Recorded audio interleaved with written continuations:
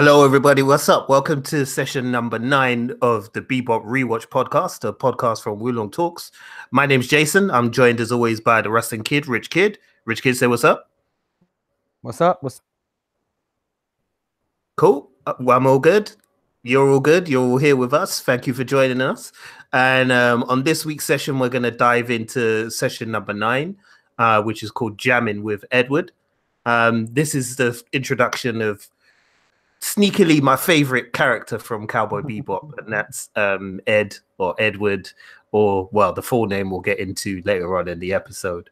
But first off, Rich, how do you feel about meeting Ed for the first time in the show?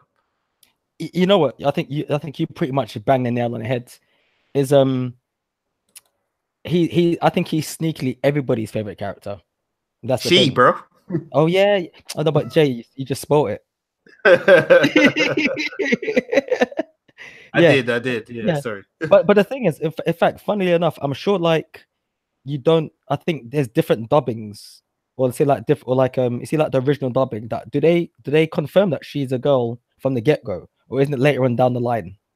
I think they do pretty much from early doors. Yeah, because I mean, when we get into the episode, I think the police officers actually confirmed that she's a girl pretty early on. But so yeah, I mean, listeners, the reason for the confusion obviously is because the first name of this character is Edward. This is a name that she's given to herself. You'll find out more about why she calls herself Edward and what her full name is, as said later on in the episode as well. But yeah, I mean, this is like, for an Edward introduction, this is about as good as it gets, really, because it pretty much sums up her character perfectly within this episode. So yeah, you're really gonna be in for a wild ride on this one. Very much so. But yeah, said, I mean, like, how did you find the episode overall in terms of compared to what we've talked about so far and what we've watched so far? How does this episode stand up? It's just a really, really nice introduction.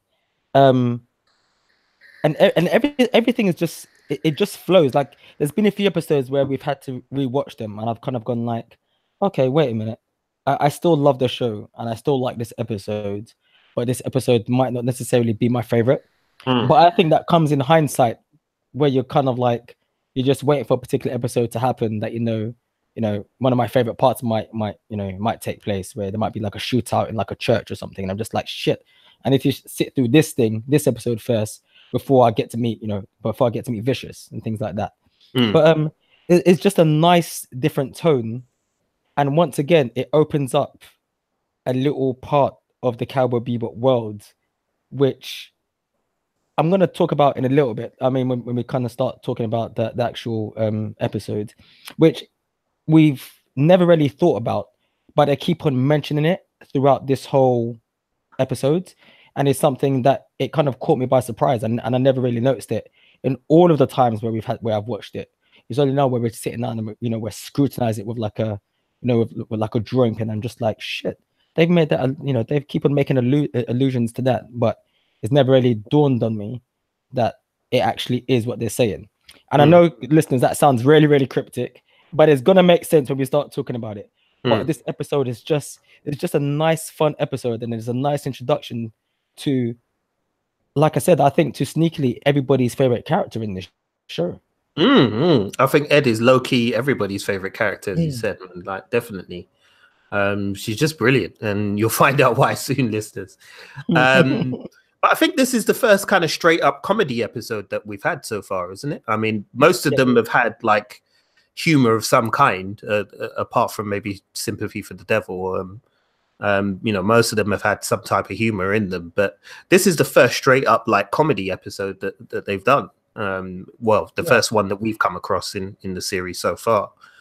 And I really enjoyed it. I enjoyed the change of pace, because there was, one of the things that we love about this show, listeners, and why we love talking about it, is because, Cowboy Bebop has been so good at straddling so many different genres. You've had, you know, we have action, you get drama, you get thriller, and you get comedy. And later on, we'll be touching on some horror as well. But it covers the different genres so well and does it so skillfully that you don't even feel like there's an unevenness to the tone, which can happen sometimes when you're trying to do multiple types of genres within a TV series. But Bebop, I mean, the writing and the visuals and the timing of everything is so strong that you rarely kind of feel out of place with anything, you know, to be honest. But yeah, I mean, I don't know what you think about the comedy in this episode and whether you found it funny or had it dated badly or anything. Because there were one or two lines that I was a bit like, yeah, that's kind of aged a bit now. And I don't know if in today's world that would fly so much. But yeah, I mean, what did you think of the comedy in it? Look, listen, I think the comedy aged perfectly for me. But like, you know, I'm ever so slightly biased when it comes to Bebop, though. So, like I said, I mentioned earlier on, there's certain episodes where I might have gone back and thought, hey, that wasn't as good as it was. But then it's because there's that part of me that wants to jump to the good parts. But then in my head, I've always said this, and I'll always stick by it. A bad episode of Bebop is better than certain good episodes of shit shows, if that makes any sense. So I like it. And I mean, I just think it stays within the tone of the show, which is one of the reasons why where we keep on talking about the writing of the show, is that it's just perfectly done. It doesn't seem to me, it doesn't seem forced, or does it seem like something that wouldn't fly now, because it still feels very much confined in the world that we're starting to basically, well, not even start to learn about. We're 9 episodes deep in now, so nothing right now seems out of place. Everything just seems to flow quite seamlessly. So the comedy is literally just the flip side of the sadness that we might have seen, or the violence that we may have seen. It's all perfectly balanced for me. And yeah, I like this episode, man. I really like it. Cool, man. All right, well, let's dive into it and get on with it. So, listeners, I said, if you've been following along with the series of podcasts we've been doing about this, then you should be on session 9. Bear in mind that obviously we're talking about the episode as a whole, so there will be spoilers. So if you haven't seen it yet, you probably shouldn't be listening to this podcast yet. But the episode begins by kind of taking us to Earth, which I think that is the first time we've gone to Earth in the series so far. Is that right? Yeah, it is. Yeah. Yeah.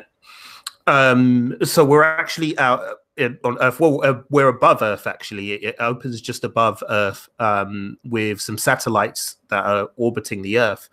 And these satellites begin to fly lasers onto the planet's surface.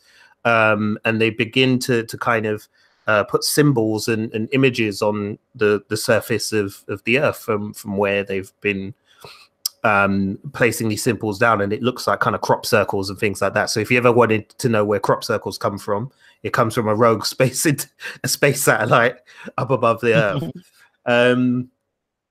So yeah, we get all of these images from the episode out of the gate, and then it quickly jumps to Edward, to showing us Edward straight away. And if you haven't seen Edward yet, Edward is very kind of slender, has really bright red hair, wears goggles, and I guess you'd call them goggles. Yeah, no, I suppose they're goggles. Yeah, they are goggles. Yeah. So she wears goggles, and always has like her laptop computer by her side or something like that. And when we first meet her, she's just kind of surfing the net and listening to the radio and listening to different things. She starts hacking into a specific server, and she finds out that the Bebop is scheduled to land on Earth. She gets very, very excited for the first time, and she'll get very excited many times in this episode because that's what she does. But she gets excited when she finds out that the Bebop is coming over.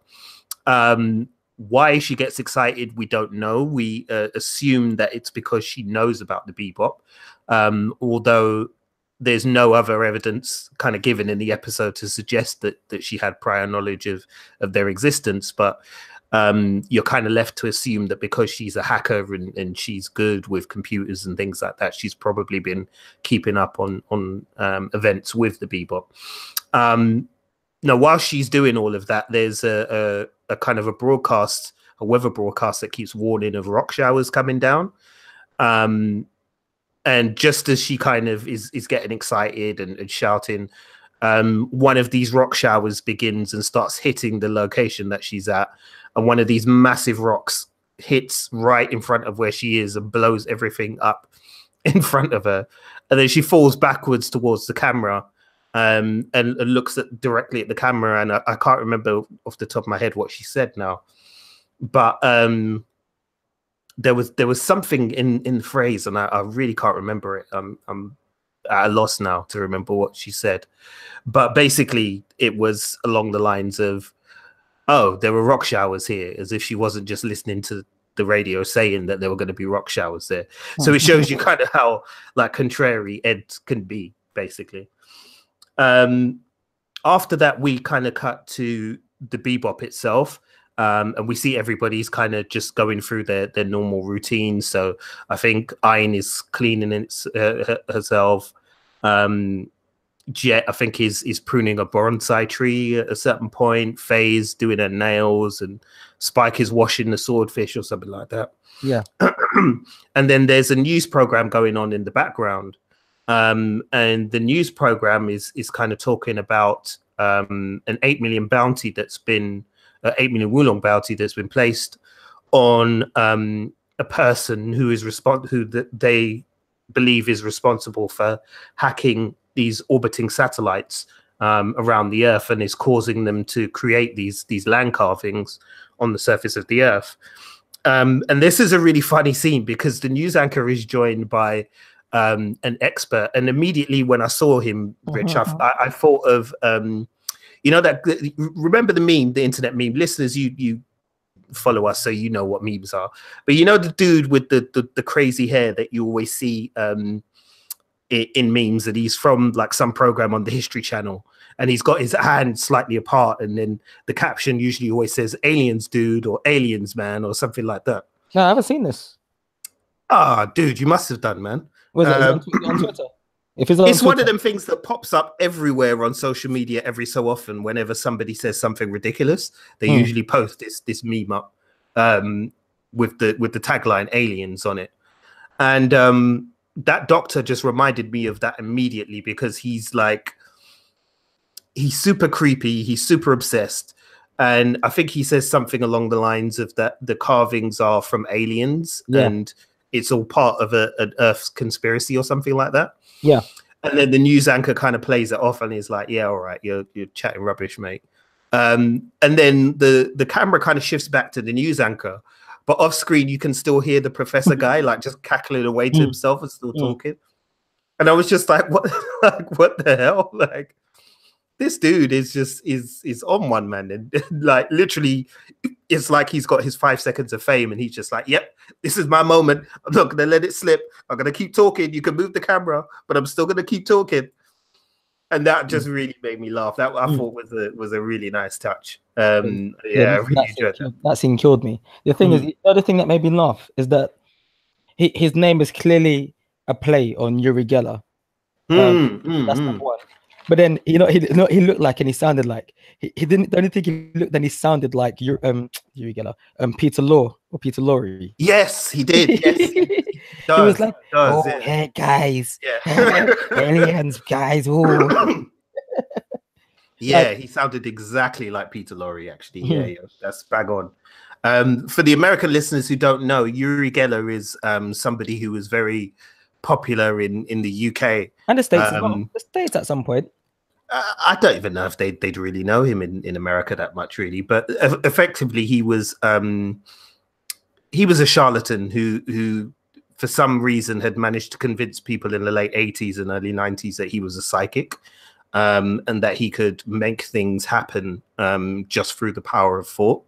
So his favorite TV trick was like he used to go on TV and bend spoons and break them by rubbing the part where the spoon kind of joins the handle.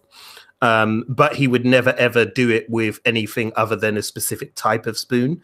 And if you could picture this spoon in your mind, listeners, it's those very kind of cheap metal spoons that you get from your occasional corner store and you know, in America, your dollar store or something like that.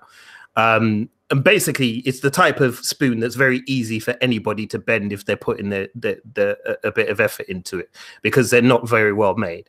But for some reason, because he could do this, he convinced everybody he was a psychic. He also claimed to, at various points, have affected sporting results. He claimed he won a football match for a team by sucking the ball into the net. Oh yeah, for a goal. He was friends with Michael Jackson, right? Or claimed Michael Jackson. No. There's pictures and stuff of them chilling, you know, drinking Jesus juice. Yeah. Well, that was when Mike needed some guidance, man. Somebody to say like, "Yo, like, listen." But yeah, basically, Richard's comparison is spot on, because he's very much, this character is very much a charlatan like him. And Peter Lorre is an actor from, I guess, what, the 40s and 50s, I guess. Yeah, give or take. Yeah. And again, he's somebody that you're probably familiar with. Even if you don't know the name, you definitely know the face and the voice. As Richard said, he had a very distinct way of speaking.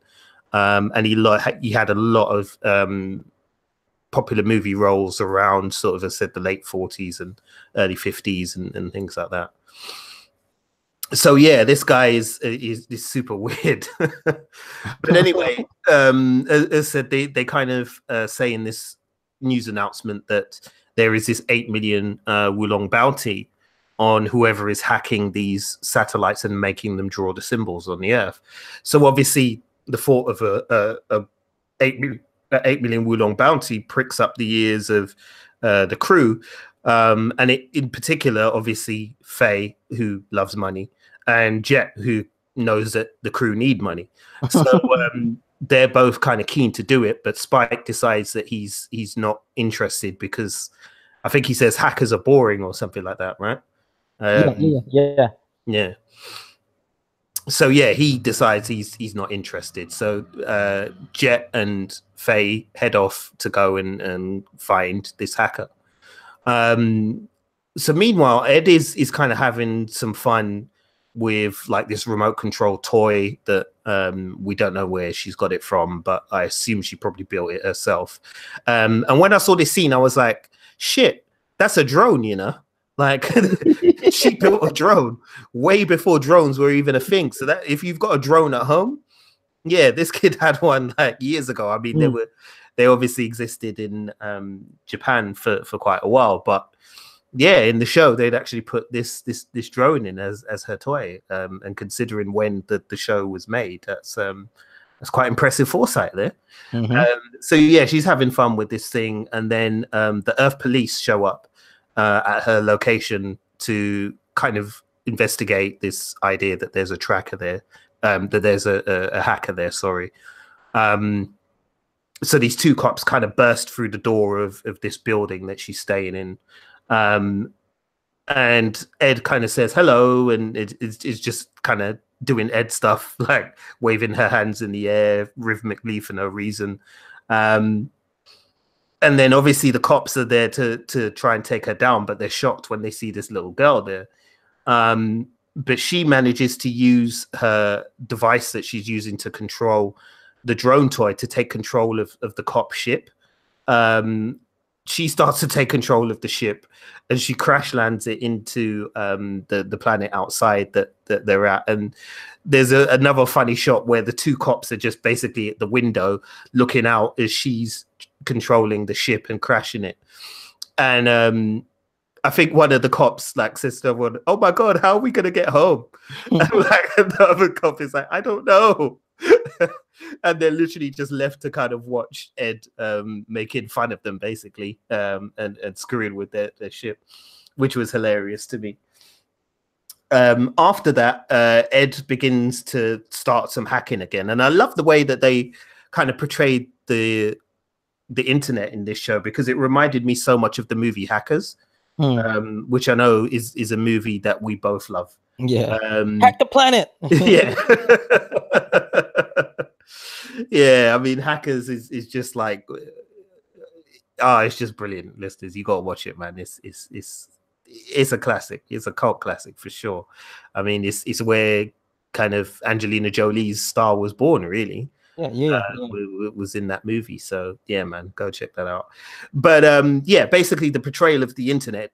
So if you can imagine, it's not looking like your average kind of Google Chrome desktop web browser or something like that. It looks like a 3D kind of thing, almost a bit like Minority Report, but without the projection of the images. So anyway, Ed uses her skills to hack into the Bebop while Spike is asleep, and she manages to find out that the crew are going after the satellite. Then at this point, the Bebop lands on the planet Earth itself in the water, and Faye and Jet decide that basically they're going to split up. Faye is going to go and investigate the antennas which the hackers could have used, and Jet decides he's going to go into the nearest town on the planet and try and find some information, basically, and do some old-fashioned police work. So flying over kind of Earth, Faye learns that there's like loads of different transmitters in the area. So it's kind of hard to pinpoint where exactly the hacker is because of that. And there's a really, really brilliant scene where Jet is walking through this kind of disused, I think it's a disused spaceship or something like that, no, sorry, it's not a disused spaceship, it's a train station. So it's a disused train station, and some people are obviously living in this train station and have made it home. So Jet goes around and speaks to a number of people, and it's all done POV. So all the people that he's speaking to are speaking directly into the camera, as opposed to speaking to as opposed to speaking to Jet on the screen. That I really liked. That was a really kind of clever touch, because again, it's not something that you kind of see often in anime. Anime can kind of take a linear way to telling stories at certain times, but that reminded me of something like Shortcuts, or a movie like that, where there's kind of a lot of people talking directly to the camera and talking directly to the audience. But some of the descriptions of Ed are hilarious. I mean, Richard, what did you think of like that kind of scene and how it played out, and the way that they were describing Ed to Jet? Well, the thing is, you know what? It's crazy, because forget even the descriptions that they're giving of Ed. It's the people giving the descriptions themselves. You're getting everybody. You're getting like a rock and roller. There's like an Asian guy. There's like a hippie stoner. There's like a lady and a cat. And it's just one of those things where it's weird, because some of them seem really outlandish, and I think they obviously do it to kind of throw you off. And then some of them are given, or if not all of them, are given them a description, and they might say 5 things in this description, but one of them kind of pertains, or at least one of them at each description will pertain to the character of Ed. And you're just like, yeah, they're not far off. There's one person who says like, yeah, man, he's like this super hacker, and he's like 8 foot tall and a basketball player. Yeah. I just thought of Kareem from the episodes from near the beginning of the season. Oh, Hakeem. Hakeem, yeah. And I'm just like, well, he's not 8 foot, but he is a super hacker. But she's a super hacker. So it's one of those things where it's like, I like the fact that they're kind of, give or take, that they are kind of explaining the character of Ed to you. Like, you're just like, oh, well, they actually are quite right. But I do agree with you on the whole thing of that, this whole first person perspective, because like I said, number one is something that's not seen in anime. I don't remember seeing it in any form of anime where they've done this type of thing. And it's the first time they've done it in this show as well.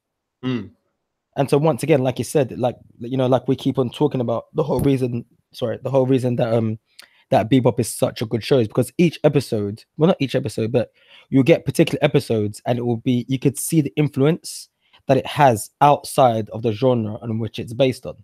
So it may be, you know, I mean, like you banged the nail on the head when you said like Robert Altman's Shortcuts. It just has that feel of just like, okay, this is what we're gonna do. I'm gonna place the camera and you're just gonna talk. It might even not necessarily be a script, but you're just gonna talk. And there's something in the way how all of these characters are speaking, even though it's a cartoon, it feels even more natural because the screen is because the scene is just so stabilized and it's just central on this person. And you see each of these people for what, like 5 seconds, 10 seconds. Yeah, it's that. Yeah.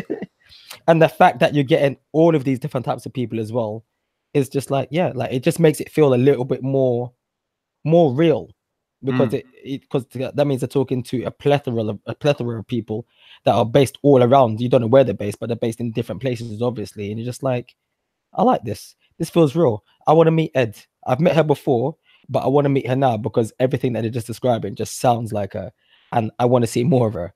Yeah, it's such a good scene, and like I said, each person only talks about 10 seconds. Yeah, man, I love that scene. That was great. I mean, I think at the woman with the cat says that Ed is a transgender woman or something like that. Yeah, something like that. Yeah, which isn't far off, but that's the point I'm trying to make is like you watch, because even though you know Ed's a girl, whenever you watch the show, well, I mean, I'm not sure about you, Jay, but for some unknown reason, whenever I watch the show after Ed's introduced, in my head, I still always make the mistake that she's a boy.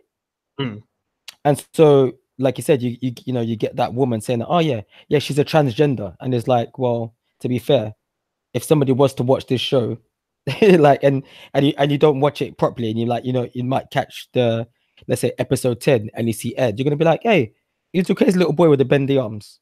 You know, you understand? So like I said, so each thing that at least one of the things that each of these people talks about in one way or another is some form of truth in relation to the character or the portrayal of Ed, which I love. Yeah, I think Ed is definitely very gender fluid. Definitely is like no kind of stereotypical kind of traits that you would place on Ed to say that she is a girl or he is a boy necessarily. The character is just written in such a way that she could be either or she could be both. You know, who knows? So yeah, that whole scene kind of plays out really, really well.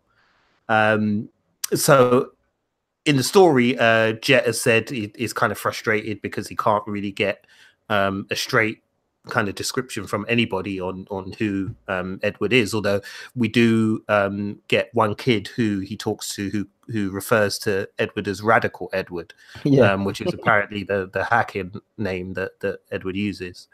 In the meantime, Ed starts hacking again, as she does, and enters into the virtual mind of the satellite that started doing all of these carvings. And then once she's in there, she realizes that the actual system is able to communicate with her via speech.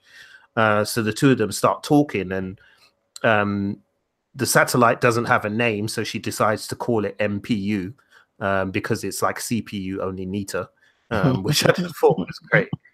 And then this AI system, this MPU, starts to explain why it's been doing all of these carvings on the landscape, and it says that it's trying to recreate certain carvings that existed on planet Earth that were destroyed after the gate incident. Now, Rich, I know you know a little bit about the backstory of the gate incident, and it's been kind of mentioned in passing in the series at this point, but without like too much detail. So can you explain just a little bit about what the gate incident actually is, and why kind of Earth is in the condition that it's in? Well, basically, from what I can remember, isn't the gate incident, they were setting up like warp gates, and so basically this was going to be used for travel from one place to another. So this isn't like, even though it's set in the future, this isn't like, you know, Star Trek or Star Wars, where you've got ships that can, you know, participate in hyperspace or have warp drives. So what they would have is they would have these gates, and these gates were able to. Well, I'm not even going to even try and get into that science fiction part of it. That's number one because I don't know, and number two, my boy's asleep, so he can't explain it to us. So I'm just gonna, So I'm just gonna give you a rough idea of what it is. But it's almost like it can. I wouldn't say it can traverse space and time, but it's able to bend space and time within a certain degree. So traveling from one place to another is a lot quicker. And I think basically what happened is there was some form of accident with one of the warp gates. With one of the warp gates above the Earth, and it basically destroys or takes out a chunk of the moon. And isn't that the same accident that happened that we get told about that basically allows the little boy to live forever, give or take, in one of the early episodes? It does, yes. It's in Sympathy for the Devil, I think it is. Yeah. They do describe it a little bit about what happens, because it's a result of the accident that occurs that excuse me, that causes him to have the powers that he has. So they definitely do hint on it. And I think in session 4 as well, they kind of talk about the warp gates. One of the warp gates is used in one of the ending action scenes in session 4. So it is. Yeah. So you get like a lot of information, a lot of reference to that, but not a lot of information necessarily as to what the incident is. So and basically, so obviously where the moon has been kind of splintered somewhat, that obviously has an effect on the actual Earth itself, because it's a worldwide catastrophe, give or take. But the thing is that's give or take the accident in a nutshell that we're making reference to. But the thing that I find really, really fascinating is how they talk about Earth. Like they talk about it like they don't talk about it in a good light. They're like, what, Earth? Yeah, that piece of junk, who wants to go there? And it's just like where from there? yeah. I was just going to come on to that, funnily enough, and talk about that, because that is something that's quite important to note with this series, listeners, is that I mean, as you would have known if you've been watching it so far, a lot of the action and a lot of the story doesn't actually take place on Earth, and you kind of wonder why. And then when you hear the way the characters talk about Earth, and particularly kind of after the incident that occurred, obviously it seems that people have decided that Earth is not really the place to be. I mean, it seems like most humans existing within that universe at this time are probably not even born on Earth. They're born on other planets, because they refer to the residents of Earth as Earthlings, and almost as if they're not of Earth themselves. But they do take a dim view of Earth, as Rich said, and it's they're almost kind of seen as a bit backward, the people who live on Earth, and a bit oddball, So that's an interesting kind of idea. This idea that this society has kind of evolved away from the planet Earth itself, when we are so heavily tethered to Earth as viewers, and most of us will never get the opportunity to go up into space and exist on other planets and things like that. So yeah, it's quite interesting. But they do they almost treat them like hillbillies or something like that, right? Yeah. Just throwbacks, like I mean, I'll probably say hillbillies. Yeah, hillbillies, chavs. Just not in a nice light. Like, it's almost like it's if they didn't have a bounty to be chasing, they wouldn't be there. Yeah, basically. Yeah. Yeah. So Edward, as said, is in conversation with this sentient satellite, discussing kind of where the landscaping drawings are coming from and things like that. And then Ed, I think, tries to draw something, but the police kind of block her signal. So she loses contact with the MPU at that point.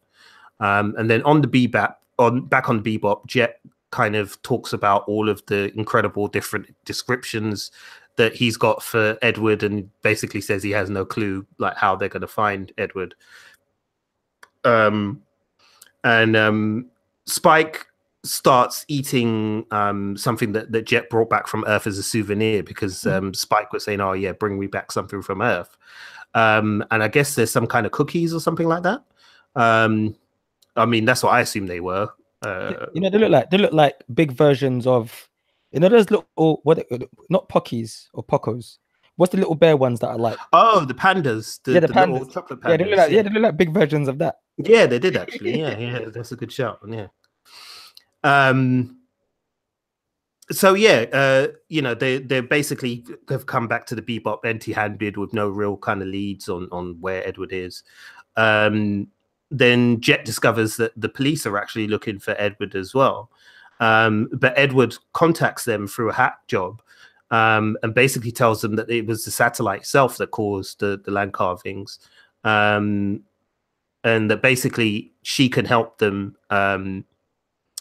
kind of capture the MPU and get a reward, but only if they will do her a favor, basically. So only if they will agree to something. She doesn't specify what that thing is, but she makes them promise that they'll agree to it. She then kind of explains really that the only way to capture the MPU is by kind of flying directly to the satellite itself, avoiding all the other attack satellites that will open fire immediately if it senses anybody getting too close to the satellite, and then to download MPU through a direct line into the system. Jet is kind of skeptical of it, but Spike is now kind of up for the challenge and is like, yeah, this sounds like fun. So now Spike is ready to go in because it sounds like there's going to be some action. So the Bebop kind of heads off, and they discuss kind of the details of the plan and what they're going to do. And effectively, Spike is going to go off on the Swordfish 2. He's going to be the one to try and disable the satellites. And then Spike is going to get close enough to the ship, get close enough to the satellite and then download the information from there. But as soon as Spike gets out, the attack satellites kick into gear and start firing. So Faye has to come out and cover Spike's back whilst he kind of gets involved with the satellites and with shooting the satellites down, the defense satellites down. Edward then tells Spike that he only needs to get about 20 meters in, where the attack satellites won't risk kind of attacking a weather satellite that's also nearby and damaging that. So Faye kind of takes on the decoy role, which she doesn't like because why would she? Like, who wants to be a decoy? So she complains about that quite vociferously, as she does. But the plan works, and Spike manages to connect up to the satellite, and Edward gets to work, and he manages to download the MPU. Back on Earth, Spike and Jet then try to go and collect their bounty, but the Earth police rule that the bounties are only issued to life forms and not to computers. So basically, once again, they don't get paid. And it's kind of through like a proper screw job from the police and the Earth government that they don't get paid. So, you know, once again, they're left empty-handed. So the crew tries to fly off and say, well, sod it, we're going. But Edward reminds them that, you know, they made a promise. And the promise was that she was going to be allowed to become the full member of the Bebop crew. Now, Faye obviously was the one who made this promise, yeah. And Faye is like sweating like crazy and going, no, just ignore the kid and leave. Just ignore the kid and leave.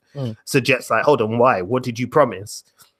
And she's like, it doesn't matter. Just leave. So they try and take off. But Ed is using her remote control again that she used earlier, manages to control the Bebop and then starts sending it crashing back down to Earth again. And then the next thing you know, she puts herself onto the ship. And that's that. Edward is now part of the crew. And Spike has this line at the end where I think he says he hates three things: kids, animal, and women with attitudes or something like that. Yeah. And all of them are now on the Bebop, so he's pissed basically. And then when they fly off from Earth, there's a new land carving left on the Earth, and it's of Ed's computer persona. which is the big smiley face with grinning teeth. A bit like the kind of acid symbol, I guess, is the best way to describe it, but with a bigger smile. Yeah, and that's that. And that's the episode. Now, that was, like I said at the top, really, really funny. Like, this episode, I mean, I highly recommend you guys watch it if you're into comedy, because the comedic timing in this episode is just brilliant. And I said, Ed just kind of adds like a whole new dimension to the characters of Cowboy Bebop, and Ed just brings this constant, like, perpetual motion and energy, but then with really kind of abstract ways of thinking that just kind of completely clash with the other characters, who are all very kind of grounded and you know, very gritty and kind of see the world in black and white. You know, Ed sees the world in full spectrum color and has no problem telling everybody that she does. And yeah, she just makes a brilliant addition to the crew, really. But yeah, I mean, what did you think of the little gag at the end with Ed controlling the Bebop ship? Listen, I thought it was wicked, but you know what it is? Like, I mean, this whole episode, Ed's just pulling the strings, bro. It's just a perfect episode, man. And it's just like there's so many layers, like, behind this episode as well, that, like I said, it wasn't until I finished watching it that there's very much a thing that they keep on making reference to aliens. That's number one, right? And it's only when you watch it and you're like, and this, like I said, this is episode 9, and you're like, hey, wait a minute, you've got like flying spaceships, you've got like super intelligent dogs, you've got warp gates, you know, you've got like virtual, like real virtual reality, but yet there were no aliens. And the first mention that we do get of an alien is right at the episode of this, right at the beginning of this episode. Literally after it is like the first scene is you see Ed. And you're just like, you know what? You are the alien. Like, there's nobody else. And I mean, when you guys watched other episodes for this show, there's nobody else out there like Ed. We haven't met anybody like her in the episodes before, and we're not going to meet anybody like that in the episodes after. And she has very much like this ET quality to her that she brings, like she, like, out of the crew of the Bebop, she's the heart of the crew.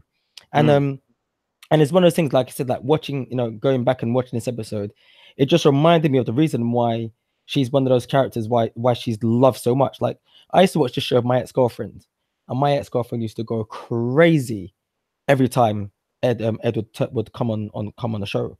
And actually, one of my friends called Rodell, I'm not saying that we didn't get on, but he's a mutual friend of my partner, of my wife, right? And we would talk every so often. And I don't know if you remember this, Jay, but we ended up having like a surprise birthday party for the other half quite a few years ago. And he said something, and he basically said, "Oh, Faye." And I looked at him and I went, "What?" And he went, "What's wrong?" And I went, "Did you just say, oh, Faye?" And he went, "Yeah, why?" And I was like, No. You just can't say that and then tell me, yeah, why? Like, I know where that comes from, but do you know where that comes from? And he was like, yeah, Cowboy Bebop. And I was like, we are going to be best friends. So it's one of those things where the character of Ed just seems to bring people together.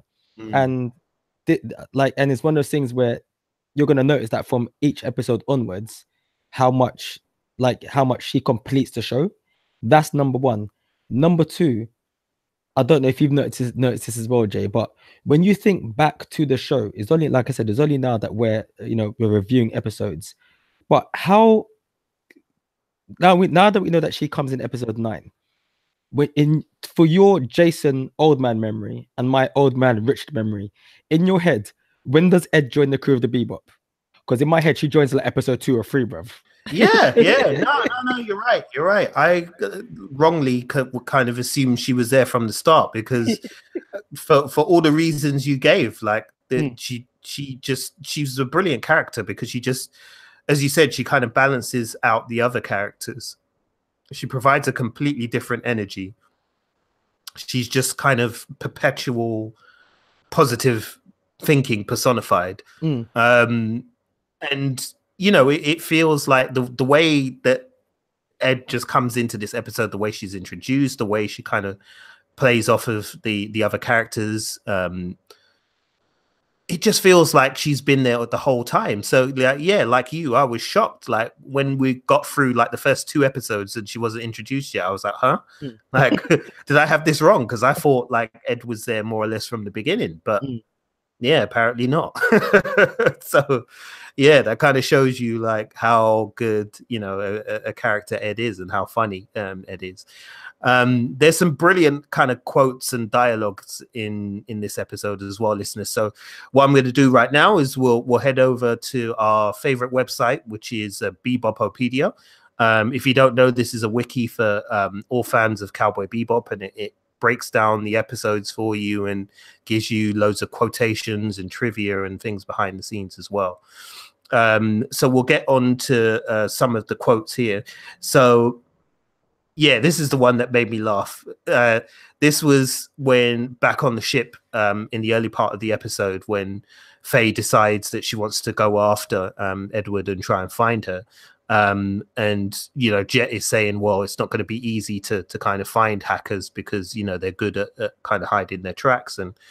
And Faye says, and I'll read you the quote, hackers are nerdy, pasty, tubby little geeks with triple thick glasses. And this one is probably a demented otaku with smelly feet. So catching him will be a breeze.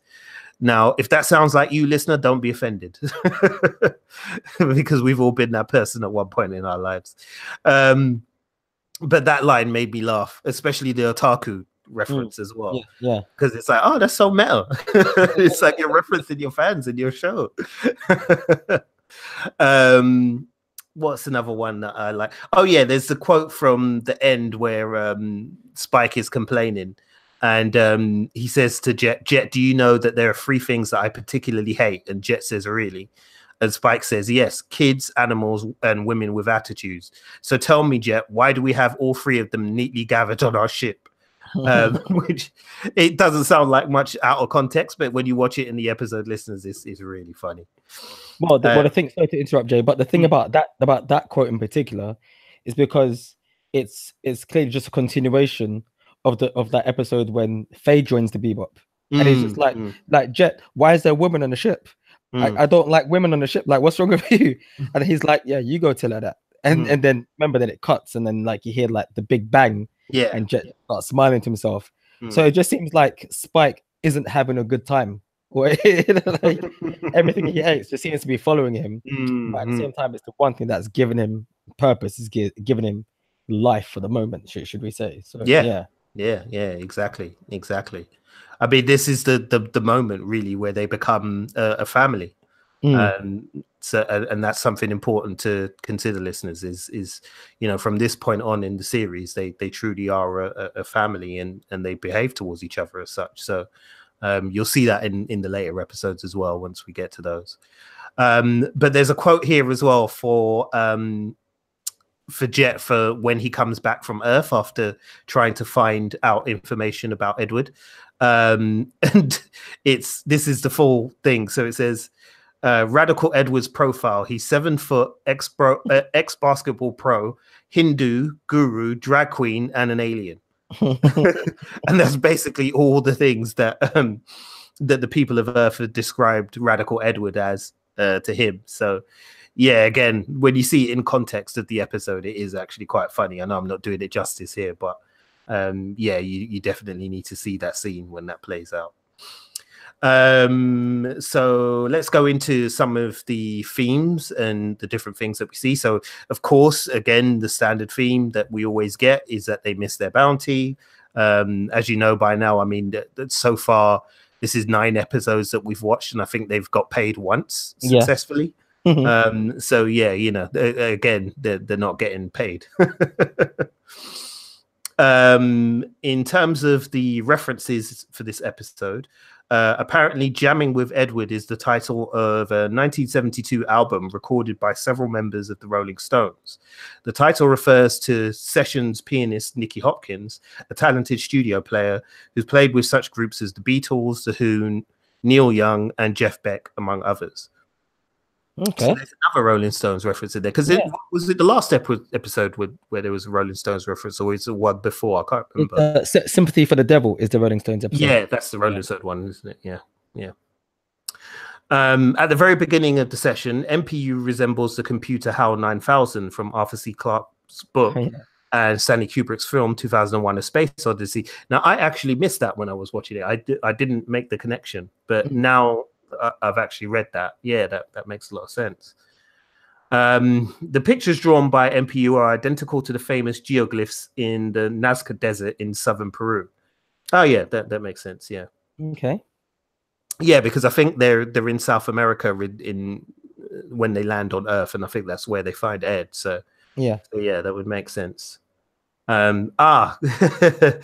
So you were right, Rich. Uri Geller, the expert on the supernatural, is likely a reference to TV psychic Uri Geller. And now I see the name Uri Geller. Yeah, that makes a lot of sense. One of the names on Ed's computer, Tomato, is Thomas Wayne, which is likely a reference to Batman. Yeah, I did notice that. Another name on the computer is Predator, which is also likely a reference to the movie of the same name. Jeez. Yeah, I missed that one. I didn't see Predator. I think Thomas Wayne. I think I've seen Thomas Wayne in another episode. Yeah, I think the name Thomas Wayne has popped up a couple of times because didn't that come up on the one? I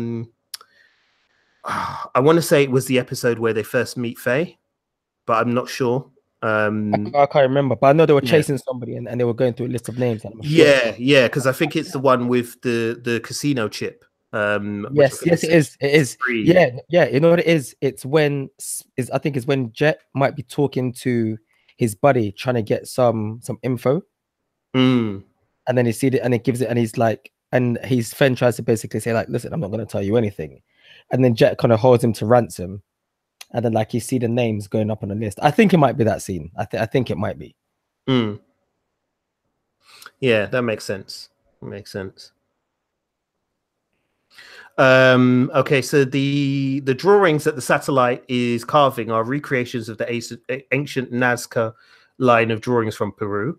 MPU states he is recreating them with a 2% margin of error. These drawings are famous for their gigantic size and are the subject of a lot of controversy as to how an ancient civilization would create them or why they even would. Yeah, I think I remember reading about that somewhere some time ago because I end up reading random things on the internet. But yeah, I remember there was some controversy. Some people were claiming that it was impossible for the civilizations that lived in Peru at that time to have done that, but given that humankind built pyramids, it's not that out the stretch of the imagination. Although if you ask the people who watched that that History Channel show Ancient Aliens or whatever, then they'd say it was the aliens that did it. Yeah.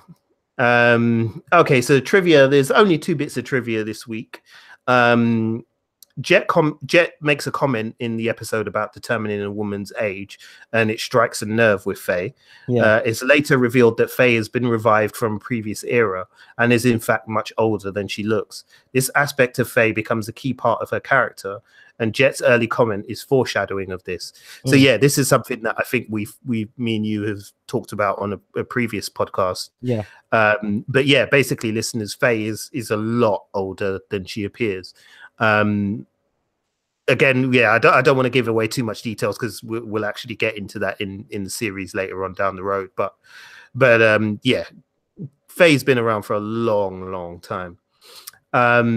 Edward reveals her full name to the satellite as Edward Hong Hao Pepelu Turufsky V, a hint at just how eccentric she is, which is true. And also, I know that that's not her real name or her birth name. Yeah. She actually has a different name. But again, listeners, we won't go into that today because that's for later episodes, so we don't want to spoil that. But again, Edward has a very, very interesting history, just like Faye and everybody else. Edward does have a past. And you'll learn, as said, down the road, you'll learn more about that when you get into the series. And we'll cover that in future episodes as well. So stick with us. But yeah, that's it in terms of the trivia. So as I said, that's kind of all the ground we can cover really on that episode. But yeah, I mean, echoing what we said at the beginning, Rich, I'm just glad that Edward's finally here because now the gang's all together. We can get down to business. Yeah. Well, the thing is, I mean, this is slightly going off, but this is something that me and Jason really haven't touched upon. Not because we don't like it, but because it's become such a staple that I think it just passes us by because it is just a normal thing. But the ending of each episode of Cowboy Bebop, where they sing the real folk blues, which is like the ending theme, unless it's like a particular episode where they might have like another song that appears on the end credits. But in this one in particular, I don't know if you remember, Jay. I mean, I've actually got it here in front of me now. It's instead of just doing like the normal flashback gray scenes, this one is a flashback for Spike. Oh, okay. Yeah, so it's showing the flashback of Spike, and Vicious, and the blonde lady. Ah, right. Okay. No, I didn't notice that actually. Yeah, there's blood. Well, I assume she's a blonde lady. I assumed it was just the same end credit sequence that we always get. But yeah, no, I didn't notice that. Yeah, so yeah, and I mean, basically, I mean, guys, if you watch it, I mean, it's one of those things where when you watch it, certain scenes will make sense, especially in relation to the flashbacks that we've had from Spike, and then some of them will make sense when we get to episodes later on down the line, and then you come back and watch it. But it's one of those things I've always loved that, like the end sequence for this, just for the simple fact it's always reminded me of when you used to watch like the X-Files back in the day. And I remember, I think the first season, where at the end of the beginning credits, I think it used to say trust. What was the saying that the X-Files had? Was it like trust nobody or trust no one? Yeah, trust no one or something like that. I think trust no one. And then no, the truth is out there. Sorry, yeah. The truth is out there. The truth is out there. And then literally, I remember watching an episode, and I think it was in the first season. It might even be like the last episode of the season. And instead of saying the truth is out there, it said trust no one. And I was like, mother, oh hey, you're talking to me. I'm paying attention. So I love those little. I mean, we're nerds and we're geeks, so we're always gonna love all these in-house strip references that a casual viewer might not know. So seeing this end sequence for Bebop, it literally just reminded me of just like, you know what, there's always something in this show that keeps on your toes. And like I said, once again, when you go back and you watch the show, you pick up on things that you missed, even though you may have watched the show like 15, 20 times, just, speaking theoretically. I think that's one thing that me and Jay are going to start trying to remind you guys as well. Like, watch every single scene. And sometimes when these end credits roll on, maybe pay a bit more attention than you normally would. Yes, I mean, that's very true of Cowboy Bebop and of a few other anime I could think of as well. The devil's always in the detail. So, make sure you do pay attention to all of those things. But yeah, that's it for us. As I said, you can kind of watch this episode on Netflix. If you've got a Netflix account, you can head over there and check it out. Or I believe it's also still on Crunchyroll as well. So you'll be able to check it out on Crunchyroll as well. And let us know how you found the episode and whether you're enjoying the series so far and all of that too. We'll have a short trailer at the end where we'll let you know how you can get in touch with us. So have a listen to that. And we'd love to hear from you. So yeah, please do get in touch. Otherwise, did you want to add anything else to wrap up? No, I think that's it. Literally, keep on watching the show. Like, you're halfway there. Well, you're not even halfway there yet, but you're quite a bit in. Yeah, we're approaching halfway, I think. Yeah, and it's only going to get better. So yeah, no doubt. Yeah, man. So that's it from us, listeners. Thanks a lot for joining us and listening along to the pod this week. As I said, if you're enjoying the series, then please do let us know. And yeah, as Rich said, man, we've got plenty of more of these to come. Next up will be session 10, and I'm looking forward to covering that one, and I hope you're able to join us. So yeah, we'll say goodbye. So it's goodbye from me, and Rich, say goodbye. Goodbye. And we'll see you later, people. Do you want to say the line, Rich? See you, Space Cowboy. Yeah, that's what we're talking about. All right, people, take care of yourselves. Peace.